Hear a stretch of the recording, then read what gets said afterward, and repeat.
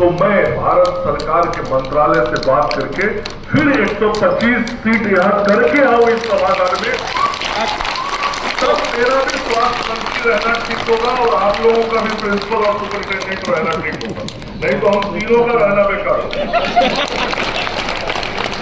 मैंने ही 6 मंजिला भवन का निर्माण कराया, जिस ऑडिटोरियम में हम बैठे हैं, जिसकी नींव भी हमने रखी और आज उसमें संबोधन भी हम करें।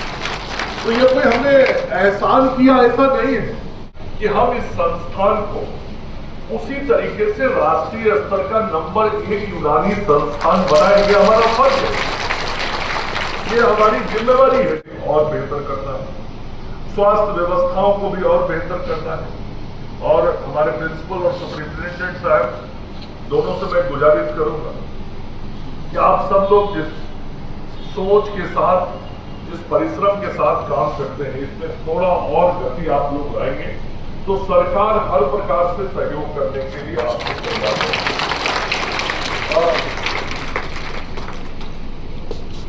बिहार में यूनानी चिकित्सा पद्धति की जमीन बहुत गहरी है, नींव बहुत मजबूत है, जड़ें बहुत गहरी, तभी तो ये कॉलेज 99 साल पुराना है और देश का पहला यूनानी कॉलेज।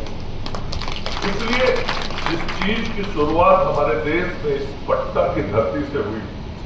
हमारा ये फर्ज बनता है कि हम इस संस्थान को उसी तरीके से राष्ट्रीय स्तर का नंबर 1 यूनानी संस्थान बनाएंगे, हमारा फर्ज है, ये हमारी जिम्मेवारी है। अब नहीं, हम इससे मुकर नहीं सकते और हमको अपनी रिस्पॉन्सिबिलिटी को समझ के उसके अनुरूप प्लान करना पड़ेगा और उस प्लान को एग्जीक्यूट करना पड़ेगा। और प्लान को एग्जीक्यूट करने में आगे आप लोगों को बढ़ना होगा। सरकार की पूरी साथ आपके साथ रहेगी, ये मैं स्वास्थ्य मंत्री विगत 5 साल में 2019 में यहाँ बताया जा रहा था, मैंने ही 6 मंजिला भवन का निर्माण कराया, जिस ऑडिटोरियम में हम बैठे हैं, जिसकी नींव भी हमने रखी और आज उसमें संबोधन भी हम करें।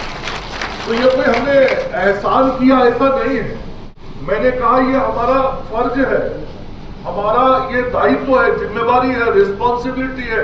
मैं समझता हूं कि यदि पीएमसीएच मुझे बनाना है तो मुझे दिल्ली कॉलेज भी बनाना है और इसीलिए 264 करोड़ रुपया लगा के नालंदा मेडिकल कॉलेज हॉस्पिटल के अंदर 10 एकड़ जमीन मुख्यमंत्री जी से बात करके, मुख्यमंत्री जी यहीं आए थे नीतीश कुमार जी, और यहीं पे बैठ के सारा डिजाइन बना था, यहीं पे सारा मसौदा तैयार हुआ था और यहीं पर निर्णय हुआ था। क्योंकि मेरे मन में था उस वक्त हम पीएमसीएच को बनाने की ओर बढ़ रहे थे, तो मेरे मन में था कि कल होकर कोई पूछेगा कि आपने पीएमसीएच को बनाया, दिल्ली कॉलेज को क्यों नहीं आगे बढ़ाया, और दिल्ली कॉलेज के साथ आयुर्वेद कॉलेज को क्यों नहीं आगे बढ़ाया। यही बैठ के हमने निर्णय किया था कि बेगूसराय में आयुर्वेद का वैसा ही कॉलेज बनाएंगे और आज बन रहा है। मैं देख के आया हूं, वो भी लगभग 250 करोड़ रुपए की लागत से बन रहा है। दरभंगा में आयुर्वेद कॉलेज बन रहा है और एक जमाने से सुनता आता था मुजफ्फरपुर में होम्योपैथी कॉलेज तो है लेकिन बहुत जीर्ण शीर्ण हो गया। आज जाके देखिए कि कैसा मुजफ्फरपुर का होम्योपैथी कॉलेज हमने बनवाया है और वो भी तैयार हो।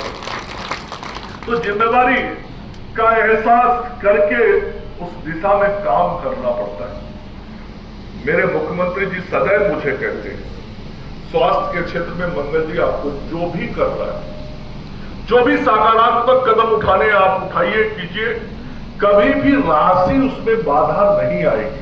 और मैं बिहार का सबसे लंबे समय का स्वास्थ्य मंत्री, इतने दिनों तक स्वास्थ्य सेवा के क्षेत्र में काम करने का अवसर ईश्वर ने, अल्लाह ने किसी को नहीं दिया था, लेकिन मुझे वो अवसर मिला और मुझे एक ऐसा मजबूत मुख्यमंत्री मिले जिन्होंने सदैव मेरे काम को आगे बढ़ाने में पूरी ताकत लगाई अपने, तभी तो मैं कर पाया, नहीं तो कैसे कर पाया। और आज ये व्यवस्था आगे बढ़ रही, मुझे खुशी हुई थी जब मैं स्वास्थ्य मंत्री था तो यहाँ पे जो यूजी की सीटें हैं उसको 125 तक लेके मैं चला गया, जो पीजी की सीट थी वो 31 तक चला गया। बीच में किसी कारण से मैं 1.5 साल स्वास्थ्य मंत्री नहीं रहा। जब मैं नहीं रहा तो वो 125 की सीट घट के आ गई 25 पे और 31 की सीट घट के आ गई 25 पे। फिर अभी पिछली बार जब मैं आया था कुछ जाना तो फिर 25 को 31 पे पहुंचाया। लेकिन मैं ये जरूर कहना चाहता हूं प्रिंसिपल साहब को कि आपने रीडर की कमी की बात की। आप रीडर की बहाली की आवश्यकता के संदर्भ में तत्काल, क्योंकि जो नियमित नियुक्ति की प्रक्रिया है उसमें समय लगता है, ऐसे अभी इस तिब्बती कॉलेज के 15 असिस्टेंट प्रोफेसर के लिए हमने विज्ञापन बिहार पब्लिक सर्विस कमीशन से प्रकाशित कर दिया है। 15 असिस्टेंट प्रोफेसर की नियुक्ति बहुत शीघ्र बीपीएससी से हो जाएगी।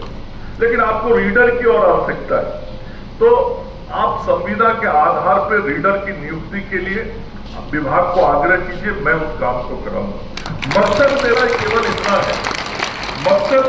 इतना है कि इस संस्थान को मैंने कहा कि यदि देश का ये पहला संस्थान था तो देश का नंबर 1 संस्थान यही होना चाहिए।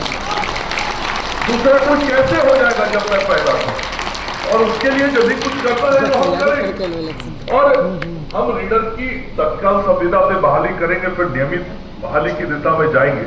लेकिन संविदा के आधार पर इसलिए कह रहा हूं कि जब अगला साल हई साहब की उपस्थिति में हम सब लोग 100वां साल इसका मना रहे होंगे, तो मैं भारत सरकार के मंत्रालय से बात करके फिर 125 सीट यहां करके आऊं इस सभागार में। तब मेरा भी स्वास्थ्य मंत्री रहना ठीक होगा और आप लोगों का भी प्रिंसिपल और सुपरिटेंडेंट रहना ठीक होगा, नहीं तो हम तीनों का रहना बेकार होगा।